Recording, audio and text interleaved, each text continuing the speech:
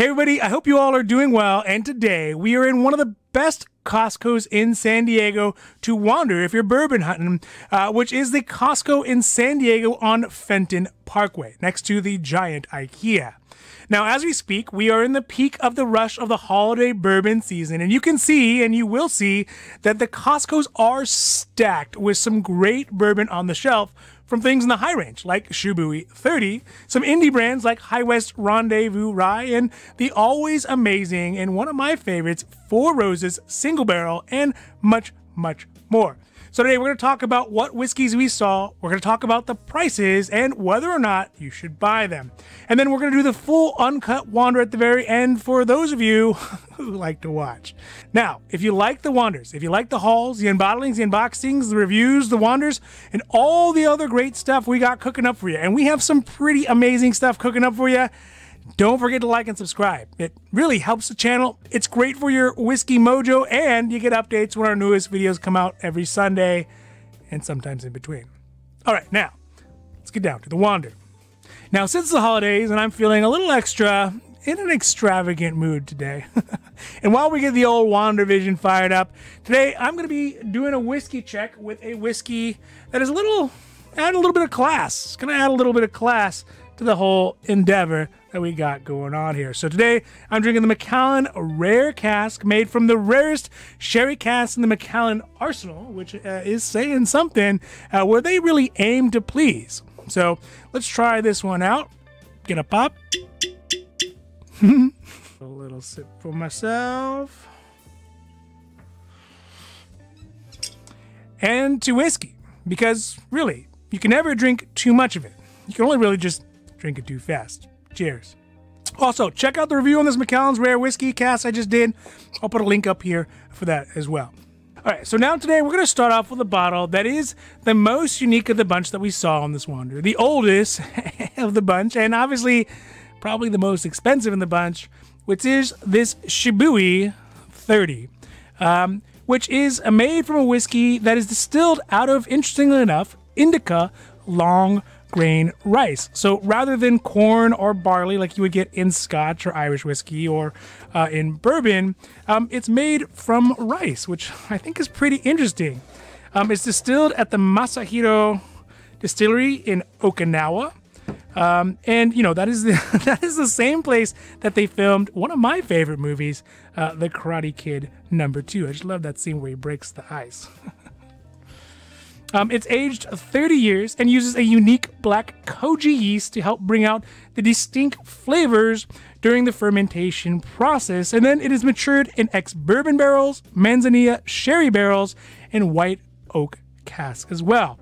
Also, it is non-chill filtered and uses steel pot stills for the entirety of the distillation process. Now, despite being a whiskey that really flies under the radar, that's the Shibui, it does have a look-at-me level of price. Here at Costco, you can see as it sits in its beautiful glass perch, that the cost on it is at $799, item number 1507808, which is a lot of money, but it does seem pretty reasonable, considering if you look at Total Wine, you can find it on the shelf for $1,999.99, or at Bevmo, where you can find it for a little bit less at $1,049.99. That means that if you buy it at Costco, though, you save a whopping $250.99 off the lowest price from Bevmo, or about 31.41%. So that's pretty good. That's definitely well worth the Costco membership. The ABV on this one is more of a traditional 43%. You know, it's kind of where they normally were for scotches back in the day. And the tasting notes on it mention a thick mouthfeel, honey cinnamon, cloves, plums, rice, stewed red apples, and a very well balanced ensemble of flavors, which again is what I would expect from a $799 30-year-old whiskey. The overall score on this one is actually pretty good. You know, it's not exactly what I would hope it would be for a whiskey that's this expensive, but you know, it is what it is. And it got a 93 out of 100 points on the score.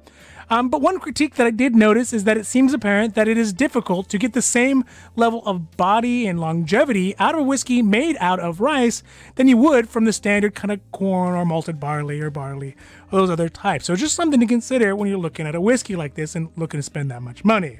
So overall, this one I did end up buying at the end of this haul. In fact, I bought 2 of them, one for myself and one to go out to a gift for, you know, the business partners. And although I have not tried the 30, I have put a pretty good dent in the 18, which I really, really like. You know, I put some work in on it. And, you know, I know that the Shibui is a bit of a kind of a controversial whiskey as to whether it's real Japanese or not Japanese, but I'll tell you what, so far I really enjoy the flavor on it, and I look forward to opening this one up over the holidays to celebrate with the family and, you know, to keep that Christmas spirit going strong.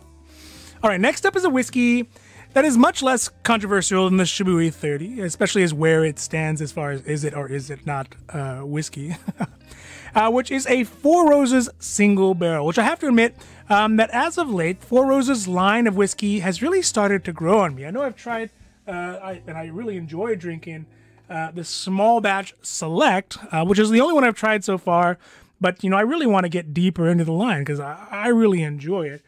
And I've been trying not to drink it too fast. And this one specifically, the single barrel, has a mash bill of 60% corn, 35% rye, and 5% malted barley. It is distilled in-house at Four Roses and has won all kinds of accolades over the last couple of years. Now, according to the website, it is aged between 7 and 9 years, but there is no specific age statement on the whiskey. And it's made up of a mash bill recipe number 1 out of the 10 different recipes that Four Roses uses. One other interesting thing to note about this is that unlike the small batch or the small batch select or the super rare limited edition one, the single barrel has a tendency to have a pretty varied taste palette from one bottle to the other because it is single barrel and, you know, it's not blended together to have a uniformity of taste, at least according to the notes. So there is that added unexpectedness to it, which, you know, I think some people like and some people wouldn't. Now, the Four Roses single barrel that we see here seem to be very reasonably priced as far as a single barrel whiskey goes at $38.99. It is number 14904, and they're pretty readily available, so they don't seem to be allocated. You can find them mostly throughout the year and kind of at the usual whiskey places. And in fact, at Total Wine and Bevmo, you can find them for $38.99 at Total Wine, so the same as Costco, and at $45.99 at Bevmo. So whether you get it at Total Wine or whether you get it here at Costco, you'll be saving $7 off the Bevmo price, or about 18%. So it's a little bit of gouging, Bevmo. I want to say shame on you there.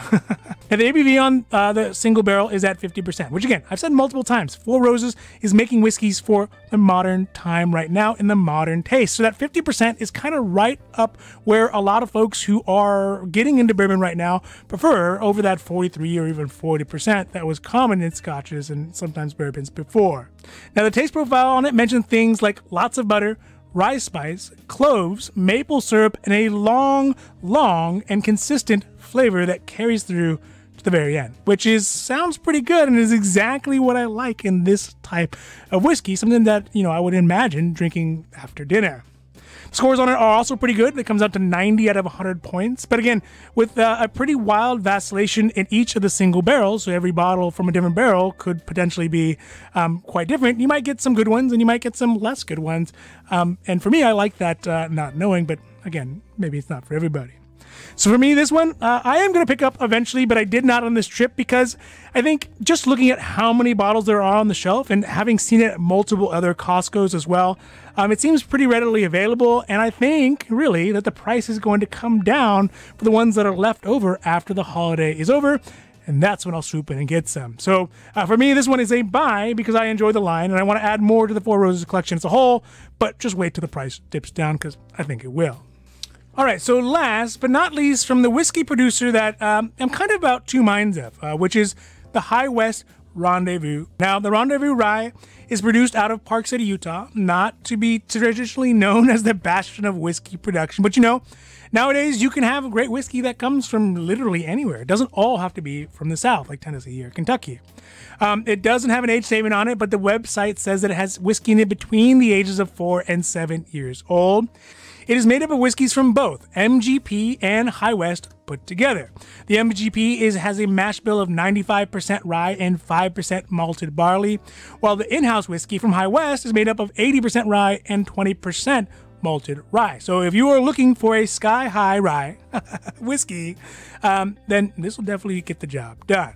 Now here at Costco, we can see that the West Rendezvous Rye is at $54.99, item number 529987, which is pretty good in comparison to what you would pay at Total Wine, where they have it at $60.99, or Bevmo, which is at $79.99, which seems kind of high at Bevmo, but to be fair, even on the High West website, they're still trying to sell it at $79.99, so it's not too bad of a gouge. It also means that if you do get it at Costco here, you'll be saving around $6 over the Total Wine price, or 10.91%. The ABV on the Rendezvous Rye is at 46%, so, you know, it is above that 43 kind of classic baseline, but it's not going to be overpowering when you drink it, and you can probably really get that great rye goodness without getting the ABV in the way, without telling too many crazy stories to your in-laws over the holidays. Tasting notes on it mention things like butterscotch, black tea, roasted marshmallows, and hints of white cherry, walnut sauce, and snickerdoodles. The score that I can find on it, since I have not tried it yet, I have tried some of the other ones, but not this one specifically, comes out to an average of 90 points out of 100, which is still pretty good, especially what you would expect from what is the flagship of the High West line. So overall, I think this one is going to be a buy for me at some point, and I'm not really sure why I didn't in this trip, but you know, it just didn't jump out at me at the time. And also, you know, this time of year, I'm trying to save up my money for the big fish that are jumping right now till the end of the holidays. So I got my fingers crossed for maybe some Pappy or who knows what else. So this one is a pass right now, but I will end up buying it at some point because I really want to try it. All right, so that's it for today's Whiskey Wanders in Costco's in San Diego on Fenton Parkway next to the giant IKEA. And I hope that you enjoyed it. And if you did, please don't forget to like and subscribe. It really helps the channel to grow. It could win you some favor with the whiskey gods, right?